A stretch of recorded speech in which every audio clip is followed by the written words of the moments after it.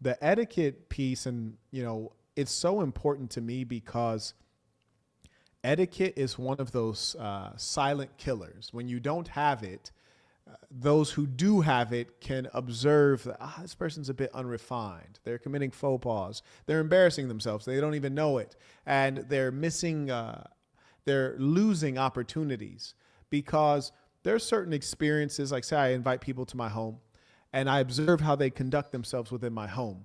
And based on that, I may not invite them back to my home. Hey, bro, like you need to get a hotel. You can't stay at my house. Like you're not civil. Because as an adult, we mostly are not going to correct you. We're just going to let you do what you're doing, and we're going to adjust and react. What you guys have to acknowledge is most people are fake, and then other people don't even want to take out the time. They're not going to try to re-raise you. So etiquette is hugely important. It's the subtle things that indicate your level of sophistication, your background, your family, your upbringing, things that really matter. And when you observe people being thoughtless, it says something about them. It says something about the way they were raised. And I want you all to be able to convey that you are a person of worth. You're a person that's moving up, and you're a person that people can trust and rely on. And it comes through the subtle things. So yes, the etiquette chapter is hugely important.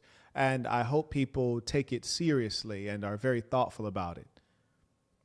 Yes, and that's one of those things that myself, I had the good fortune of having a grandmother that was very old school and old world, and she taught me well. And in addition to that, I had a great hunger for learning etiquette, in as much as when I was a youngster, I had, through curious means, end up winning a speech contest. It was actually initially an essay contest, and then it turned into a speech contest. I won both, beat out everyone in California. And when I gave the speech, there was of course, quite a few people in the audience, but one in particular came up to me after the speech. It was an older, very wealthy white woman. And she said to my mother, she's like, "Is this your son?" And my mom was like, "Yeah, this is my boy." And she says, "You know what? Your son has a natural talent. And it would be my pleasure if you would allow me to give him one-on-one speech training. Your son has the natural ability to captivate an audience." And sure enough, she was true to her word, and she'd come, or actually I would get dropped off at her home, her personal home. And it was a beautiful home in a very ritzy part of town. And she'd give me one-on-one speech lessons. And in that experience, I learned a lot of things, and you observe the very different ways that, say, for example, her and my mother would conduct themselves. And I figured out that class is a real thing. And we're not talking about the silly things, like when you have like dim-witted women will say, "Oh, you're classy because you're holding a wine glass." No, you're an alcoholic, actually. That's not classy. That's alcoholism. And I realized that there is a code of conduct that is largely socioeconomically based, and you should want to learn something about it. And I had a great hunger to advance. So it's a good thing. Anyways.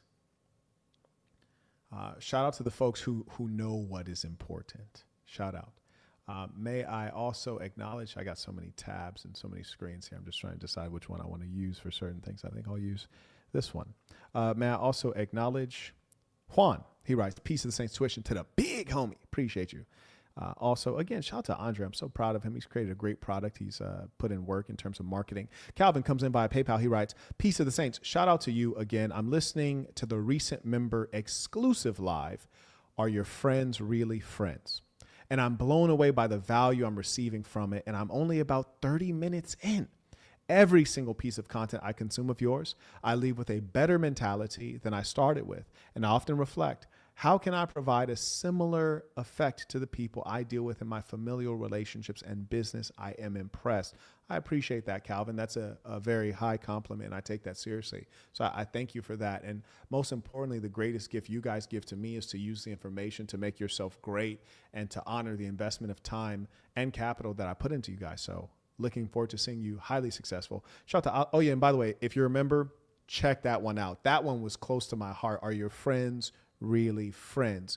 When you understand what I'm speaking of in that live session, you'll be able to better organize your life for your own happiness. You'll also be able to remove bloodsuckers. You'll be able to be more efficient with your capital. Capital is not just money, it's time, it's energy, it's your spirit. So You're going to find it useful. Trust me. Shout out to Alejandro. He writes, thank you for all the knowledge and thank you for your time. Peace of the Saints. I appreciate you. Shout out to Alejandro. Very consistent. Shout out to Darren. He writes, peace of the Saints. Darren been rocking with me for years. I also acknowledge Rudolph. He writes, appreciate you always, sir. Thank you very much. And shout out to all the folks. I always feel like so, thankful to have you guys. Dominic comes and writes, peace of the Saints tuition. Shout out to Dominic. He also has some great products at mdblabel.com. Some phenomenal velvet hats, of which I have probably 4 or 5 of them at this point. Super player pieces, you dig? Carrying on. I also acknowledge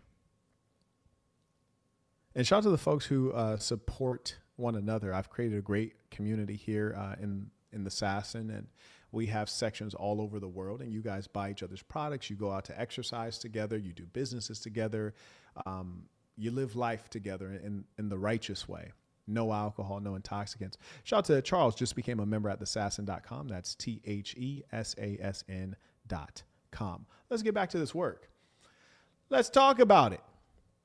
So getting out of a rut. The most important thing is accepting that there will be more ruts. Then there's 3 keys to success. We're not going to go into that. If you have Boss University, of course, review it, check it out. Then you have morning routine. Morning routine is so freaking important, and I'll tell you why. Because if you can get your morning correct, the morning defines the whole day. It defines the whole day. And if you can do the morning almost with your brain off because it's been pre-planned, then you have a shot at being highly efficient and successful. Next lesson is entitled, Don't Allow Fear to Be Your God. Don't allow fear to be your God. Self-explanatory. Obviously, there's some specific strategies that we talk about in the course because fear is mostly what you're dealing with. It's a shapeshifter. It's very crippling. The next lesson is on, it's on how to avoid distraction, goal focus. Listen. This is the most important concept, especially in this day and age. I'm going to repeat that title for you. How to avoid distraction, goal focus, not goals with an S, goal. And then how to avoid distraction. You see, it's one thing that together is one effort, both avoiding one thing and pursuing one thing. When you choose to not do something, when you choose to do something, you are also choosing not to do something else. I repeat, when you choose to do something, you are also choosing not to do something else. People will say, hey, Marquett, are you on Rumble? No. Marquett, are you on Twitter? No. Marquett, are you on TikTok? No. Marquett, I thought you were a social media influencer. Not really, I'm just a businessman.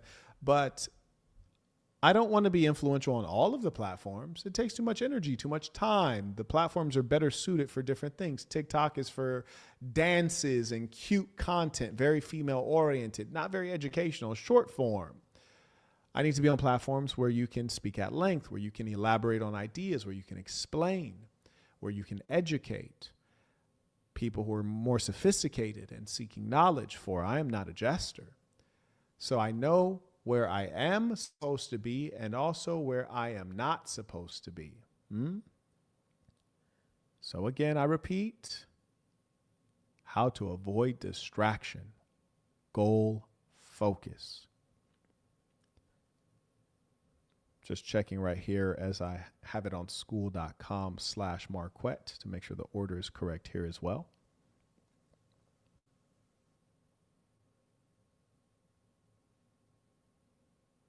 I'm just going to read some of the titles for you guys so you know what's included, what you should be studying. Don't Allow Fear to Be Your God, Building Confidence, Preparation, and Self-Belief. That's one title. Leveraging Volunteers. That's another. Define Your Wealth Goal Sprint. That's another. How to Avoid Distraction, Goal Focus. So I'm making sure that one comes right after Don't Allow Fear to Be Your God. Marquett, why is the order so critically important? Why is it important that the lesson on how to avoid distraction and be goal focused, why is it so critical that that lesson is right after don't allow fear to be your God? Well, I'll tell you why. If you're scared, can you effectively pursue a goal? Of course not. You can't even get started. You can't even think clearly when you're scared. You can't think clearly when you are in fear. And that is precisely why it's absolutely critical that you first stop fear from being your God before you could even consider pursuing a goal. Because, hey, check this out. If your goal is a real goal, meaningful, then it's going to be difficult. It's going to be scary. It's going to be intimidating because you have to do something new. You have to become someone new, someone better. So with that being the case, absolutely, you must stop fear from being your God before you can even make a move. And so now you've decided you're not fearful. So then you went ahead and defined your goal. And after defining your goal, after being able to be goal focused and avoid distraction, you have to make sure that that goal is clear. And the challenge with most people is that they don't know how to write up a proper goal. And I'll tell you something funny that you might not realize is that in most cases, most people don't have a goal. Like if you just went to your mother right now or your father, you just walk into wherever they are right this moment. You say, hey, excuse me, Pop, would you be kind enough to share with me what is your goal in these 3 separate areas of life: health, wealth, relationships? What's your wealth goal, Dad? See what he says. You might catch him off guard. He won't have a specific goal. He doesn't know how to define it. He doesn't know how to pick an appropriate time period over which that goal should be accomplished, because most people are just going on autopilot. And I'll tell you something that's kind of surprising to you all, but I think you get a sense of this as you mature. Your parents were once babies, and they became toddlers, and they became adolescents, and then young adults, and then your parents. And over that progression, some of them are no smarter than they were in the 3rd grade, no more sophisticated, no more educated, no more capable, no more able. They just changed on the outside, but not the inside. Sometimes your parents don't know the answer. Sometimes your parents don't have enough experience. It's okay. That is life. For example, I remember distinctly at the moment I'd realized some of my elders, I won't name which ones, but I realized some of my elders, I was like, hey, and I was 8 years old. I realized, hey, I'm smarter than you are. I can understand and interpret the world better than you can. I can make wiser decisions. I remember when I was 11 years old and I was able to identify certain elders of mine who didn't have morals. I was like, like you can't tell that alcohol is bad? I can tell. How come you can't tell? I remember when I was in my late teens and I was interacting with my father and realized that there was a very limited number of things he could teach me that I wanted to learn. He could teach me how to be a plumber, for example, like how to fix a toilet or something like that. He could teach me how to sell narcotics unsuccessfully and end up in jail. But he couldn't teach me how to do any of the things I wanted to know how to do, which doesn't mean that he's not my father or not a person that I could respect. It just means that I had to acknowledge that there are limits. But here's the comedy. Your mother, your father, your grandmother, your grandfather, your uncles, your older siblings, hell, even your younger siblings, friends, strangers, despite them all having significant limitations in most areas of human activity, they still have an opinion and advice to give you in most areas of human activity. And that should concern you. You see, I was just on my under the Miranda earlier today talking to Jabri. And that's because my folks had come to do maintenance on my water system, which is the best. And I got the top of the line stuff. And I was explaining to Jabri, I was like, I stayed out there and asked him a whole bunch of questions and tried to understand as best I could, before I do some serious study. And I said, it is astounding how many areas of knowledge one could pursue. There's so much to know, so much that one could know. I said, that's why it's so beautiful to have a village, because the village has a lot of things that are needed, but you have all the villagers and they have different skills. But no one knows all of the knowledge. No one knows all of the skills. That's why I don't make courses on everything. I make courses on things that I know well. Master communicator. I am the best. I make courses on things I know well. Big game conference. All things you need to know about women. I make courses on business because I came from the mud. But you'll have people that give you advice on things that they don't know. And, unfortunately, that's that's the world we live in. So I say that to say this. Sometimes the people around you who love you will try to give you advice on things that they don't know about. And because you took unsolicited, often unpaid, non-expert advice, you're going to crash and burn, you see? And ironically, the sad thing is that you're crashing and burning because of what was done to you by someone that loves you. And that's just crazy when you really think about it. Like, damn, my mom did that to me. My dad did that to me. They teach you the wrong things. It's, that's the world that we live in. That's the truth of our world. You should respect your parents. But you don't have, if your dad is a plumber, like he probably is not going to give good advice on which college to go to.